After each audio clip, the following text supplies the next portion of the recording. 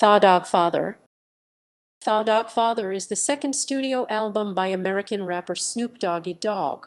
It was released on November 12, 1996, by Death Row Records and Interscope Records. After the success of his debut album Doggystyle 1993, Snoop was charged with murder and in 1995 spent time preparing for the case that went to trial. In February 1996, he was cleared of all charges and began working on his second album without Dr. Dre providing work as a record producer. This was Snoop's final album on Death Row Records under his name of Snoop Doggy Dogg. Recording sessions took place from February 1996 to October 1996, with Suge Knight filling in as the executive producer on the album, alongside the additional production from several record producers such as DJ Pooh, Daz Dillinger, Soopafly and L.T. Hutton, as well as guest appearances from Charlie Wilson, Kurupt. The album debuted at #1 during the week of November 12, 1996, selling 479,000 copies, but it failed to match the commercial success of Doggystyle. Dr. Dre had left Death Row to his partner Suge Knight, who was indicted for racketeering by the end of 1996. Doggfather was also released only 1 week after another Death Row release, the first posthumous album by Tupac, The Don Killuminati, The 7-Day Theory, which debuted at #1. Consequently, Snoop's second album stalled at sales of 2 million copies. Background: in 1993, Snoop and Dr. Dre began work on Doggystyle, which was also very popular and acclaimed. During the recording of Doggystyle, Snoop became a defendant in a murder case which saw his acquittal shortly before this album was released, which led him to no longer live the gangsta lifestyle he portrayed in his records. Dr. Dre, who was Death Row Records' in-house producer, had left earlier in 1996 to start his own label, which led Snoop's first cousin Daz Dillinger to become Death Row's head producer. He worked on this record. The murder of Snoop's close friend and fellow rapper, label mate Tupac Shakur in September 1996 also weighed on him heavily. Shakur appears on the closing track outro under the name Machiavelli, which he began using a short while before his death.